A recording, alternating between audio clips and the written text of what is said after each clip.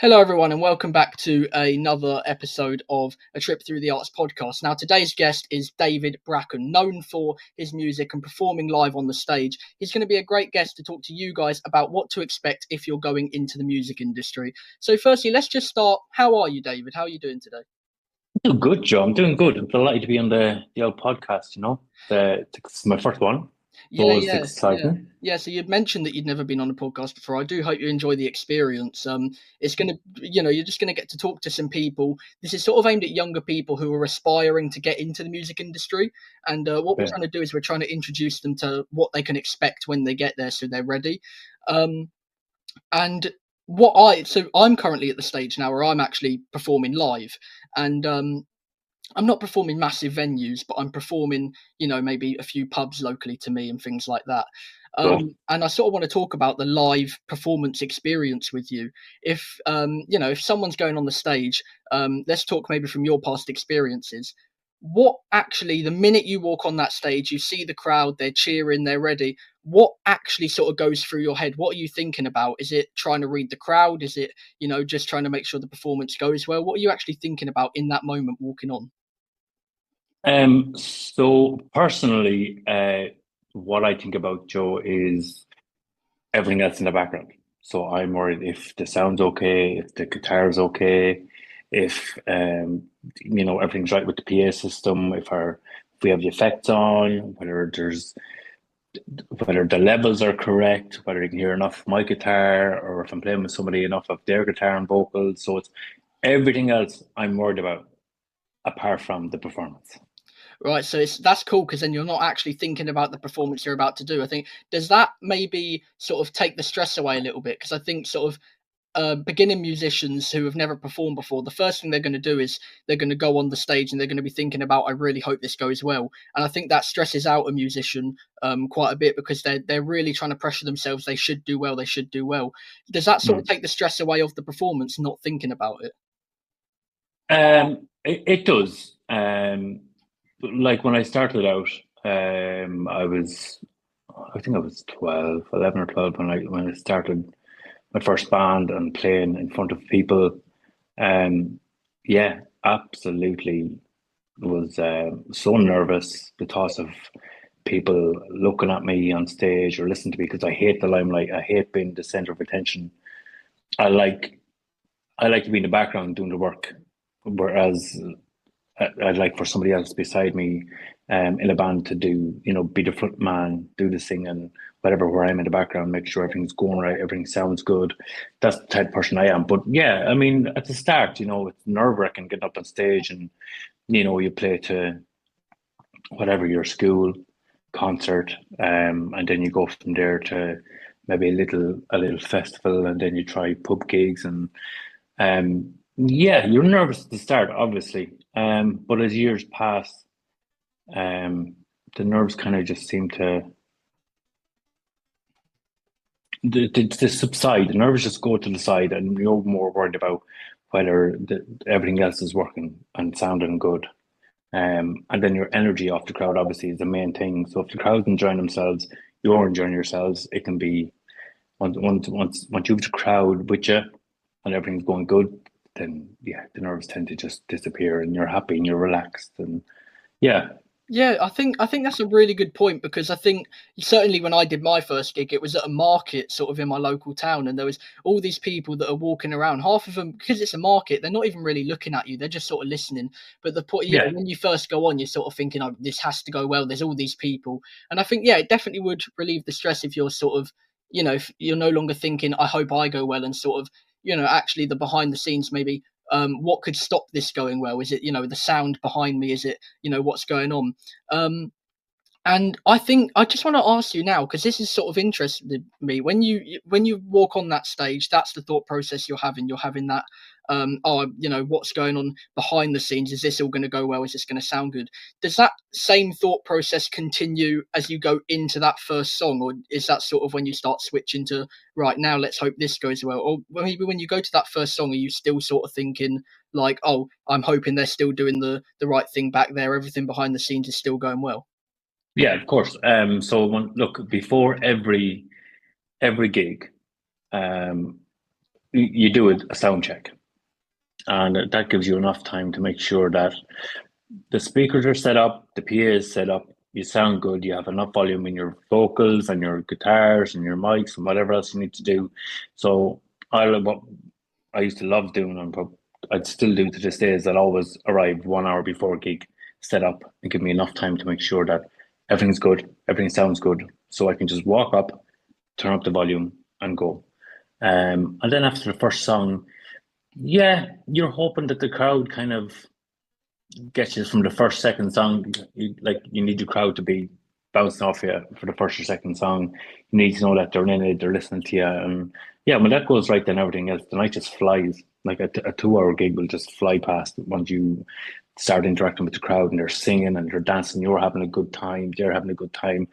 And before you know it, you're packing up the gear to go home. So Yeah, yeah, yeah, it's good. My advice is just to keep going, you know. The nerves after a while will disappear, and you would be more conscious of little things, I suppose. Now, maybe not you, or maybe not others, but just my thing is, I'd be more conscious of whether, geez, I hope a guitar string doesn't break in the middle of the song, or I hope that, something doesn't go wrong, or a speaker cuts out, or something happens. That's always the only thing that's in my mind. Um, yeah, people can mistake you. Then you have your front man with you, or you have someone beside you, and they're giving it socks, and they're singing, and they're dancing, and they're having a good time with your crowd, while you're here like this, thinking about stuff on stage, and they're like, "Geez, your man's not fun at all." He's very cross looking, he's very annoyed looking. I'm like, "Oh, I'm actually not. I'm just thinking about a lot of other things, worrying about everything else." But yeah, it can come across as you've been very, I don't know, annoyed or upset on stage, when you're actually not. You're just in a whole different world of your own. That's what I tend to do. yeah. I think confidence really matters when you're performing, because it's not just like, oh, I need to be confident so that I can stand here in front of the crowd and I can begin. It's also confidence needs to maintain itself throughout the performance so that it actually looks good. If you like you said, 100%. if you're looking shy, you're looking worried, it's going to reflect onto that crowd, and they're going to enjoy it less. You're going to Absolutely. enjoy it less. Um, I think I does with the confidence for getting into that gig, for that first ever gig. Does that do you like for you, with your personal experience? Did that confidence sort of build throughout the gig, or was it maybe throughout the years that you've been performing, that confidence has joined you? It's a build up over years, obviously, Joe. Like I said, I started playing when I was 11, 12 years old on guitar. First band when I was, I think, 12, 13 with my cousins. Then you go up the years, 16, 17, 18, 19. The more confident you get playing your instrument, more than confidence in yourself. I'm more confident playing the instrument. I'm happy that I'm able to play X, Y, Z, and that I know how to do this song or that song, or I can switch from song to song, or I can learn a song in 2 minutes, or whatever the case may be. That side of confidence, yeah, obviously goes with time and a lot of practice. And but confidence on the stage, um, yeah, I wouldn't be as confident on stage, uh, presence wise, as in, like, be able to talk to a crowd and have the crack with them and be very, like, in the spotlight. I'm more of like, stay to the side, play the guitar, make sure everything else is working, um, and keep to myself kind of bit. Um, but that was just me. Um, Confidence comes with, I suppose, a lot of experience, years and Yeah, years of experience, and knowing how to read a crowd, and knowing what kind of a crowd you're playing to, and what you can say and what you can't say, and what songs you can sing and what you might not sing. And um, yeah, confidence comes with experience, and the more experience you have, the more confidence you'll grow. Yeah. yeah. What do you think the best way to read a crowd is? Because, like, obviously reading a crowd is very important. It can For my experience anyway, reading that crowd can determine how your gig is going to go. If you've got that crowd sitting in front of you and you do something that maybe won't go too well with that crowd, they're not going to enjoy it. Then Yeah. obviously them not enjoying it means you're not going to enjoy it. The gig won't go very well. How do you like, just you personally, when you're performing, how do you read that crowd? So that also comes with experience. The more gigs you play, the more better you will read a crowd and what they're like. But also, um, don't be too quick to judge people as well, because there has been many times where myself and my old bandmate would go to gigs and we'd think, oh God, these are not going to like the stuff we play. It's going to be too loud.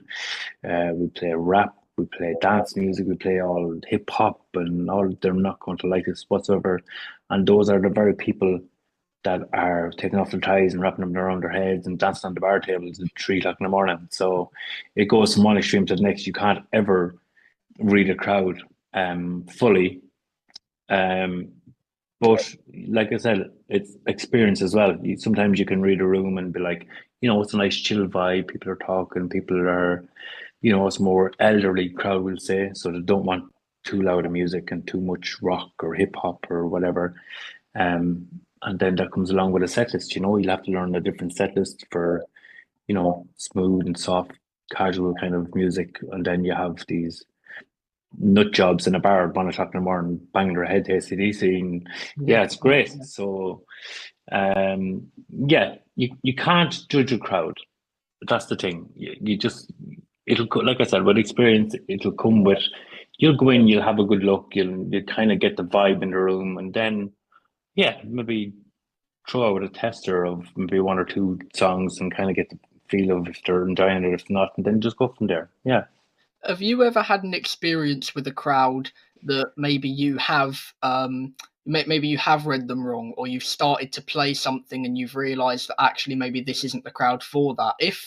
Because if you have had that experience as well, how maybe did you sort of deal with that? Because I think for a beginner musician, if they stepped on that stage and they could see maybe the audience weren't reading what they were doing very well and they weren't sort of connecting with it, I think that would Yeah. make a beginner musician quite sort of almost feel quite awkward in a way, or quite worried that, oh, maybe I'm not connecting with the crowd, I don't know what to do. So if you have had that experience, how did Mm. you like sort of deal with that? Yeah, of course it happens. More times than not, it would happen. You would think, oh, this is going to be a great gig. They're going to love AC/DC. They're going to love a bit of uh, Blink-182, all these kind of rock songs, and then they come around. They're like, "Sorry, can you turn it down a bit? Like it's a bit too loud." And we're like, "Oh, right, okay. Yep, turn it down. No problem. We'll turn it down a bit more. We'll change it up a bit from the rock to maybe a bit of classic songs that you play acoustic guitar and stuff." And then you think, yeah, there's nobody getting up. There's nobody really in the mood. They're all kind of. So listen, what can you do? You just keep playing on and playing on, and there's sometimes where you think, Jesus, this gig can't be over fast enough. I need to go home. It's just not a night for it. But yeah, it's happened. That's happened a few times, and there's nothing really you can do. Only do your job, do what you're there to do, and just play the songs, and play the music. And it's, some people want to enjoy themselves. They'll be the ones up dancing on the floor and looking for requests and looking to get up and sing a song with you as well. But yeah, it's a hard business to be in. You can never judge it. You can never read it, but it's one of the most best jobs in the world, and very given as well. Yeah, yeah, Yeah, for sure. I mean, I'm a young musician myself. Like I mentioned, I do sort of pub gigs locally, and I've done a couple markets as well and things like that. And I think that I have had sort of the odd sort of I start playing a song and I think actually maybe this isn't the crowd. This isn't the crowd for it. yeah, Just you're absolutely correct. I mean, there isn't really anything you could do about that, especially so some musicians, they have just loads of songs memorized, and they just they once they've read that crowd, they say, right, well, I sort of know what this crowd will like now. I'll play this, I'll play that. With me, Yeah. the way I personally do it is I actually usually bring a set list with me, so it's like specific songs I'm going to play. Even if I sort of Okay. know other ones, I sort of have these specific ones I'm going to play these. In those kind of moments, I guess you do just have to play on, because there's not really anything else Yeah. you can do. I think you mentioned it's a hard industry. It absolutely is. Yeah. And for a lot of people, it doesn't work, or for a lot of people that want to get into it, it just doesn't really like click. They don't really connect. And sort of, how do you? I want to sort of know from because you're experienced over many many years with it. How did you, on that first moment when you were much younger, doing music on one of your first ever gigs, or just getting into music? How did you sort of know? And what was that like moment where you realised that music is what you wanted to do for the rest of your life? Um, I knew from a very early age, Joe. I was about, yeah, like I said, maybe 11 or 12. I was I always wanted to be a drummer. Yeah, In yeah, fact, cool. that was my main thing, and I remember asking uh, for 3 Christmases in a row. I asked for a set of drums, and I did never got a set of drums. But I got a guitar. I didn't want a guitar. And then from I think 11th, 12th Christmas, I think I got a guitar, and I was like, right, okay, let's try the guitar. Because I used to go up to my granny's when I was a young guy, and she used to have like an accordion out in the shed and a mouth organ, and I used to just mess around with instruments all the time. Um, I got a guitar when I was 12. Um, I went to one guitar lesson. I remember it very well. Um, I learned my 3 chords, and I learned them and I practiced them over and over again. Decided to pick up a book, learn more chords, more guitar. Then I wanted an electric guitar, so I got an electric guitar and taught myself how to play electric guitar. Started a band with my cousins for a few years. Then I done music in school. I was just, and I was, I was huge into football and like football over here is GAA. We have Gaelic football, soccer, hurling, and I was doing all those things and music. Yeah, and I loved it, but I never had any time for myself. So my dad said to me, look, at 15, 16, he said, look, Dave, you have to make a decision. It's like you can't play football, hurling, soccer, music. You can't fit them all in. He said, make a decision soon what you want to do and go for it. And I was like, right, okay. So I chose uh, I chose music and I stuck with it.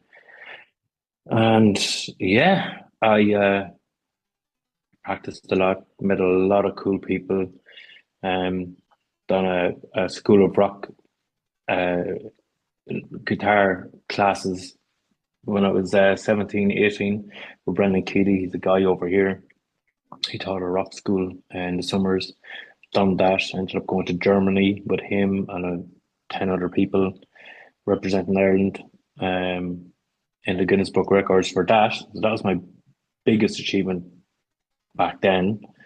Um, yeah. And then I went to college, wanted to study more. I didn't just want to play the guitar and sing. That like for people who don't know, I hate singing. Don't like singing at all. Don't do sing, but I love playing guitar and I love writing music. Um, and I always wanted to try to get in behind the scenes of like studio work and recording studios and production. And I was very, very, very lucky to have met a friend of mine who was doing a course on that, who put me in touch with the right people. So I went to a college over here, done that for a year, and then I came out there and went straight into a job in a recording studio for a massive recording studio over here. Worked there, worked in Dublin, met the right people, got in with so many good people and experienced so much stuff with the music business, recording studios, writing, mixing, everything. And then I came back home when I was 21, 22, bumped into an old friend of mine and we started a band and been on the road for 16 years then. It was just mental, yeah. Yeah, I mean, it's a really good story because if you speak to a lot of musicians, they'll usually just tell you, you'll say, "Oh, how did you get into music?" They'll just say, "Oh, came naturally. It was immediately I knew what I wanted to do." I think it's nice that, you had those options, and I think what connected with me there was actually when you were telling me, you were in that position, you had to make a choice. Yeah, You had sport, you had music, and you had to make that choice, and that's a lot of people don't tell you that. A lot of people, you'd ask them and they'd just say, "Oh, it was always music came naturally, it was an easy choice." And actually, I don't think it is an easy choice. I mean, I've got, you know so many interests, and some of it is doing things like this, speaking to people, talking to people about their experiences, and then on the side I want to do music, and then on the side I want to do sort of drama. And it's, like, yeah, you're in that position where you have to pick sort of one option. And yeah. what I'm curious about is if somebody had come to you um and they said, "I need some advice. I'm currently stuck between my options of what I want to do. I want to do, I love sport, and I love music, and I love drama." What advice would you give them? Would you sort of try and persuade them towards music, or would you sort of, just try and, like, how would you actually push them to go where they want to go? That's exactly what I would do. I would never ever try to persuade, sorry, or sway somebody towards something that I think they should do or think they're good at, because that's what people done to me, is try to push me towards, oh, you're good at technology, maybe you should do a course in technology and with computers, and then other people are like, you should stick with football and go down that road and go play for football and soccer. And then other people are like, you should do music and you're very good at music, you should do this, you do that. So I would, at the end of the day, I just picked what I want to do. And I will tell every single person who's like you're very young, like, how old are you, Yes, Joe? yes, it's 16 now. Yeah. You're 16, right? Yeah. So, I mean, like, now when I was 16, that's when I made a decision that I knew I was going to do music full time, because that's what I wanted to do. It wasn't because everybody else was telling me to do it.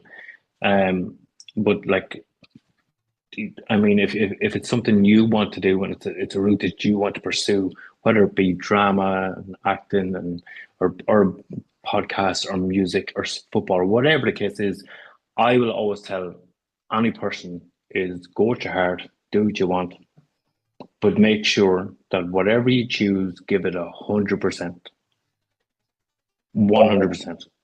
Go for it, because a lot of people nowadays will go, and some people will agree with me, some people won't agree with me, but a lot of people will always say, well, you need to have a backup plan. You need to have something to fall back on. So you should go to college and you should maybe study this and study that, because if your music doesn't work out, at least you'll have that to fall back on. Or if your podcast doesn't work out, at least you have acting to fall back on. And I'm like, no, never. So if you want to go and do something, whatever it is, make sure you go 100%, because if you're taking even 5, 10% out of what you want to do, that means you're putting only what 90, 95% into what you want to do, and then you have another 5, 10% to fall back on. You're not going to get anywhere. You need to go at it 100% and be sure of it, and you'll go Yeah. places. Yeah. Do you think that maybe that's helped you as well through through the years of actually doing music? Maybe that's just that mindset there of give it 100, not even 95, not 90, give it 100. Has that maybe helped with your confidence as well, because you've just thought, actually, I need to give this my all? Yeah, 100%. 100%. I have. Yeah, listen, I've had it. So I've had people say to me, "Oh, you should do this because you need a job to fall back on, or you need money, so you need to do this job and do that." And I'm like, "No, absolutely not. I will stick with music 100%. I'll play, even if I have to play to nobody. Someday I'll play in front of somebody, you know. So you need to stick with it 100%. Give it your all. I don't just have to like give it 50, 60% because you know that you have something to fall back on. Then you're not giving your career or your life 100% what you want to do. You're not doing that. And so there's a good percentage that you won't do it, you know? Yeah, I think that's like great. I mean, I've never thought of it that way because I've heard not just people telling me, but just hearing it sort of from other people. That I've heard people be told, you need that backup plan. Yeah, You need to do this, you need to do that, and sort of especially sort of being at school now. I think GCSE exams starting in the next few weeks, and they're really trying to push us towards our future, and they're sort of saying like, you need to apply to all these different colleges, and you need to look at all these different subjects because you never know where your life is going to lead. And yeah, when you're told that for so long, you sort of just think, yeah, this is what I have to do. I have to have multiple options, and I have to sort of know the direction I want to go, but then have plans if that doesn't work. I've never thought of it from the perspective that don't have those plans, because and it is true, because if you're if you want to do a career and you've got other things on the side, and you're not focused on this career, it's not going to help you actually get into it. And I think I want to sort of ask, because I'm 16 and I've only just gained this mindset from what you've just said. Did you sort of figure that out at sort of my age as well, or did you have that mindset like earlier on? I was very stubborn, Joe, when I was your age. Um, yeah, I knew what I was going to do. Um, and I also had people saying to me, look, you need a job, you need to do this, you need to do that, you need to go to college. I'm like, that's what you want me to do that, but I'm not going to listen. I'm not doing it. That's just my friend. Now, don't get me wrong. It's not me saying everybody out there don't listen to your parents, don't listen to your mentors and people who's trying to tell you the right thing and the right choice. It's not what I'm saying. I'm saying whatever you decide to do, make sure you do it regardless of anybody else saying you should do X, Y, Z. Tell them that you want to do this and this is what you're doing, and that's it. And you'll get a lot more respect for it. I think a lot of people will help you, and you you surround yourself with the right people when you know what you want to do in life.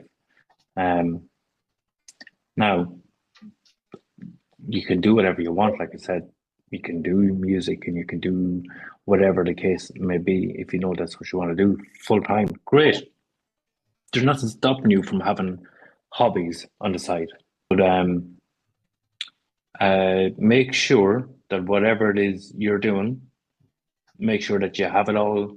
You really look into it and you know what you want to do before you just go in there blind and know nothing about. Don't do that, because you know it won't be good. Um, that's why I like looking at stuff in the background. Remember, I said to you about, it's great being on stage. I want to be on stage and play guitar in front of people and do this living. It's not the only thing I want to do. I want to learn everything in the background, when it comes to production and sound and everything else. If you really want to do something, make sure that you really, really want to do something and learn everything about it, and Yeah. take your own time out as well to research it, look into it, talk to the right people, ask the questions, which is very good. It's what you're doing. You're meeting the right people, you're asking the questions, and yeah, I think you're going to be absolutely fine. You'll do a good job. Yeah, thank you. I mean, it's great to hear it from people that have lived through it. They've been through it, and they've had the experiences. It's not even even if it was just a musician who was telling me, well, this is I always knew I wanted to do music, and this was it. Actually hearing it from somebody who's had the option, but they've just like you, who's had to live through that, and properly decide this is music. You've had that mindset. It's 100%. I think that would be a lot more beneficial. I mean, like I said earlier, this whole podcast, the demographic is trying to get younger people like myself who want to get into those things to do it and to know what it's like when they get there. And I think that kind of mindset there, just give it 100, know what you want to do it. That's going to get people there, because even if it isn't necessarily music, it might be football, it might be drama, it might be martial arts, whatever it may be. It Yeah, that mindset, I think, applies for anything. I think if you want to do 100%. it, Yeah, if you want to, just do it. Get into it. Do your research. Make sure it's what you want to do. But if you decide that, you got to keep through with it. And yeah, I think that's a great mindset to have, and I think it definitely gave me a new perspective um, on what how to look at it with music, and I think it's given me a good balance as well, because it has been quite recently I've been deciding I've got so many things I want to do, so many projects I want to take on, and then I've got a live gig next week, but then the week before that I've got West End rehearsals for acting, Brilliant. and it's Wow. it's just like there's so much going on, but then giving one thing 100%, and then having that hobby on the side just as something to do for fun when you're not doing your career. Absolutely. Yeah. Yeah, I think it's a great thing, and I think that's exactly how anybody that's listening to this episode now should, look at it. Sort of think, well, um, I've got a hobby, I've got football, but I want to do drama as a career. That I agree with you completely. Careers don't stop you from having hobbies, and Absolutely not. No. yeah, and I think that leaves me with just one last question that I wanted to ask you. Um, and it's about I think I don't know how many people would know, but I certainly know that you are also yourself. You have stated that you're an aspiring actor, and that's something that you're interested in, and that's a hobby you have. Yeah. Was there ever a time in your life that you wanted to do that full time instead of music? Yeah, absolutely. When I was a kid, something I've always wanted to do since I was a kid, was act. I used to look at so many movies and act them out and learn all the lines. And I used to do impressions of people, and it's something that it was always there, but it was never something that I went, yeah, I know enough about it. I know where to go. I know I'm going to go to acting school or go to drama class. I know I'm going to get an agent. I knew nothing like that. It was just something that was always in the back of my head going, yeah, try it. Like I said, like a hobby. Yeah, Um, it's something that I always went, someday I will look into it and see what route I should take and what roads to go, and if I do need X, Y, Z. And I didn't know you needed a lot of places look for a minimum of a year, 2 years, acting school and drama and stuff. And I'm like, whoa. So it's very hard to get into something like acting, which I knew I was completely ignorant to, didn't know anything about it. yeah, And that's what I meant earlier when I said if you really want to give 100% about something, make sure you know everything in the background before you go and do it. Don't just walk up with the attitude of yes, I'm going to make it just because I'm giving myself 100%, that's going to happen. It's there's a lot more to it than that. Um, but yeah, it was something I've always wanted to do. When I got in touch with the right people, and some people helped me out, and I done my first short film a year ago. Um, and it was great. It was a new experience being behind the camera and working with people and learning lines was the worst thing I could ever imagine. You think it would come easy being a musician and learning songs, but oh my God, when you're yeah, it's a different story when you've act out different emotions and different scenes and different people, and yeah, it's not an easy thing. Um, but my God, you're going to fly. You're doing the West End, and geez, yeah, I'm delighted for you. yeah. Brilliant. Yeah, it's a hard thing to get into. I think I was thinking there as well with being a musician, learning song lyrics. It is a lot easier than learning lines. Things like I think actually it's probably part of I think maybe it's when you're playing a song you've got the rhythm as well. I think things like that help you remember when you're sort of Yeah, you've just got the words. That's all you yeah. you know. But yeah, so sort of as someone with two interests, I think that has really helped me, and that new perspective has given me sort of a new look on how to handle sort of thinking, what do I want to do later? And I think definitely after this, podcast, when I'm done recording, I think maybe I'd be definitely happy to spend the night researching, what is involved in doing music, what's involved in doing drama, and actually deciding. Yeah. I think that new perspective is really helpful. So I do thank you. Um, Brilliant. No problem at all. Yes, I thank you for your new perspective, because it does put a new light on things, and I think everyone else watching as well would feel the same. So, um, yeah, thank you for that. And as sort of now I close off, and I'm sort of thanking you for that perspective that you've given us. Is there anything else you'd like to say to people that are considering music, or maybe they have loads of things that they want to do and they don't know what to do? Is there any sort of last comments you'd make to somebody that's struggling to figure out what they want to do, or maybe trying to get into music and struggling to get there? Um, just honestly, trying to think I would give my. There's no. There's just go for it. Just just do it. Dream big, and I mean dream big, as big as you can dream, and go for it. Give 100%, and I hope that you and many others make it, and I hope that I see you make it. It's people say, it's a dream, it's not real, it's not reality. People who make it in the music business and people who make it on TV acting and doing all this, it's a dream. Well, it is a dream, and it's happening for them because they made it happen and they worked hard for it. And it's a dream that I think everybody in the world should dream big as they can, and go for it and give 100% into it. And yeah, I wish nothing but the best for people when they do dream big, because that's the first step. Is even the thoughts of dreaming big is the first step. Yeah. And the second step is to try and make it happen. So, you do you and go for the 100%. And I hope to someday either see you on stage or on the TV. Either way, I'll be happy.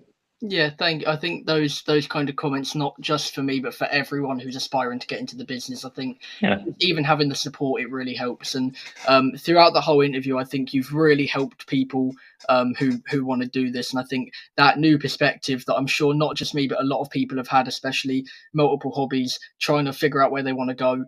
I think what we can take from it really is do your research, find out what you want to do, and just go for it. And exactly, that's it. I think you've really helped get that perspective. So I thank you very much for that.